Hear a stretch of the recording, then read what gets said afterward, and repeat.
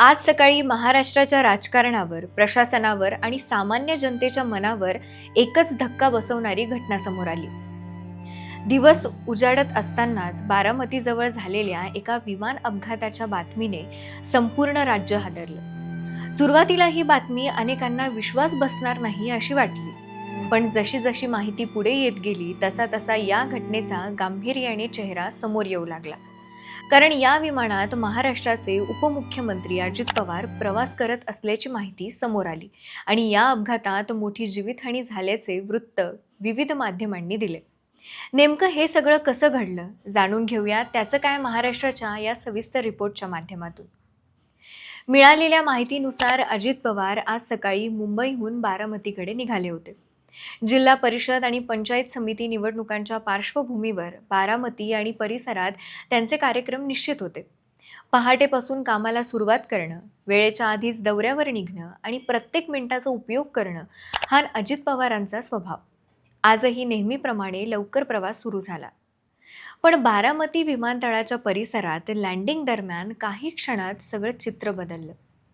प्रत्यक्षदर्शी आणि प्राथमिक वृत्तांनुसार विमानाने एकदा परिसरात फेरा मारला. सुरुवातीला धावपट्टीवर लँडिंगचा प्रयत्न होत असल्याचं वाटत होतं. मात्र विमान जमिनीच्या जवळ येताच अचानक जोरदार आवाज झाला, मोठा स्फोट झाल्याचं सांगितलं जातं आणि क्षणात आगीचे लोट उसळले. अपघात इतका भीषण होता की विमानाचे तुकडे परिसरात दूर दूर उडाले. काही प्रत्यक्षदर्शींनी सांगितलं की त्यांच्या घरापर्यंत विमानाचे भाग येऊन पडले. काही क्षणातच सगळा परिसर धुराने आणि आगीने व्यापला गेला. या विमानात अजित पवारांसह इतर काही व्यक्ती प्रवास करत होत्या. यामध्ये सुरक्षा रक्षक, वैयक्तिक सहकारी आणि विमानाचे पायलट असल्याची माहिती समोर आली आहे. अपघातानंतर तात्काळ पोलीस, अग्निशमन दल आणि प्रशासन घटनास्थळी दाखल झाले.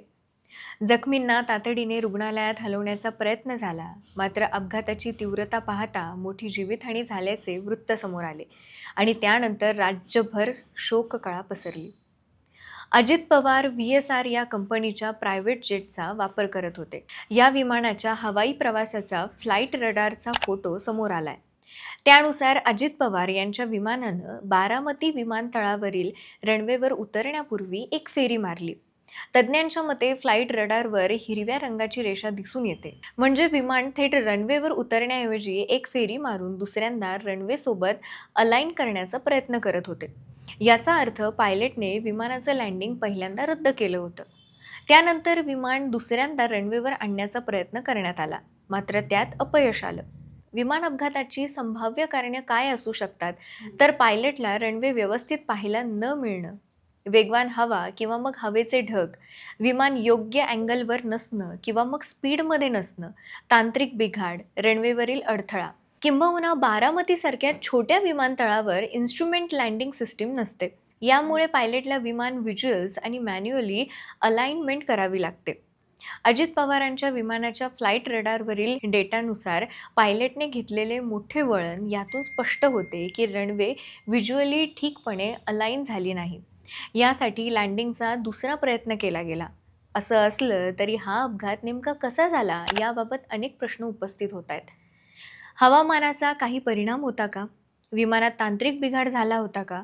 लँडिंगच्या क्षणी मानवी चूक झाली का? या सगळ्या शक्यतांचा तपास नागरी विमान वाहतूक संचालनालय आणि विमानतळ प्रशासन करत असल्याचं सांगितलं जात आहे. धावपट्टीपासून काही अंतरावरच विमान कोसळल्याने लँडिंग प्रक्रियेतील अंतिम काही सेकंद महत्त्वाचे मानले जात आहेत. ब्लॅक बॉक्स, तांत्रिक नोंदी आणि प्रत्यक्षदर्शींची साक्ष यावरून पुढील चित्र स्पष्ट होणार आहे. या घटनेचं राजकीय महत्त्व प्रचंड आहे. कारण अजित पवार हे केवळ उपमुख्यमंत्री नव्हते, तर गेल्या अनेक दशकांपासून महाराष्ट्राच्या राजकारणाचा केंद्रबिंदू राहिलेत. 1980च्या दशकात सहकार चळवळीतून राजकीय वाटचाल सुरू करणारे अजित पवार इंदापूर आणि बारामती परिसरात काम करणारा नेता म्हणून ओळखले गेले. शरद पवारांच्या राजकीय वारशातून पुढे आलेला हा नेता आपल्या रोखठोक भाषेसाठी, स्पष्ट निर्णयांसाठी आणि प्रशासनावर असलेल्या पकडीसाठी ओळखला जात होता. अर्थमंत्री म्हणून त्यांनी राज्याची आर्थिक घडी सांभाळली. योजना असो किंवा खर्च, आकड्यांवर त्यांची कमांड होती. अधिकारी वेळेत काम करत नसतील तर कठोर शब्दात सुनावणं आणि काम योग्य असेल तर पाठीवर शाबासकीची थाप दोन्ही टोकं अजित पवारांच्या शैलीत पाहायला मिळतात. अधिकारी वेळेत काम करत नसतील तर कठोर शब्दात सुनावणं आणि काम योग्य असेल तर पाठीवर शाबासकीची थाप दोन्ही टोकं अजित पवारांच्या शैलीत पाहायला मिळत. पहाटे 6 वाजेच्या बैठका, रात्री उशिरापर्यंत चालणाऱ्या फाईल्स आणि आता नाही लगेच अशी त्यांची कार्यपद्धती प्रशासनाला परिचित होती. राजकीयदृष्ट्या त्यांनी अनेक वादळं पाहिली. राष्ट्रवादी काँग्रेसमधील फूट, सत्तांतर, उपमुख्यमंत्रीपदाची जबाबदारी आणि केंद्र राज्य समीकरणं या सगळ्यात अजित पवार कायम चर्चेत राहिलेत. काहींना ते कठोर वाटले, काहींना ते अत्यंत कार्यक्षम वाटले. पण त्यांच्याकडे दुर्लक्ष करून महाराष्ट्राचं राजकारण समजणं अशक्य होतं. आज समोर आलेल्या या अपघाताच्या वृत्तामुळे फक्त एका नेत्याबद्दल चिंता निर्माण झालेली नाही, तर राज्याच्या राजकीय स्थैर्यावरही प्रश्नचिन्ह उभं राहिलं आहे. जिल्हा परिषद आणि पंचायत समिती निवडणुकांच्या तोंडावर घडलेली ही घटना सरकारमधील समीकरणं, पक्षांतर्गत गणित आणि प्रशासनाची दिशा या सगळ्यावर परिणाम करू शकते. त्यामुळे ही घटना केवळ एक दुर्घटना म्हणून पाहून चालणार नाही, तर तिचे दूरगामी परिणाम समजून घ्यावे लागतील. आता सगळ्यांच्या नजरा तपास अहवालाकडे लागल्यात. नेमकं काय घडलं, कोणत्या क्षणी चूक झाली आणि ही दुर्घटना टाळता आली असती का, या प्रश्नांची उत्तरं येत्या काही काळात समोर येतील. तोपर्यंत महाराष्ट्र अस्वस्थ आहे, प्रश्नांनी भरलेला आहे आणि एका अनिश्चिततेच्या टप्प्यावर उभा आहे. कारण आज सकाळी जे घडलं ते फक्त एका विमानाचं कोसळणं नव्हतं, ते महाराष्ट्राच्या राजकारणाच्या आकाशात उठलेलं एक मोठं वादळ होतं. जो नेता दिवसभरात 4 सभा घेणार होता, पुढच्या महिन्यात राज्याचा अर्थसंकल्प मांडणार होता, तो अचानक मनाला चटका लावून निघून गेला. आयुष्याचा काही एक भरोसा नाही, याचा आज पुन्हा एकदा प्रत्यय आला.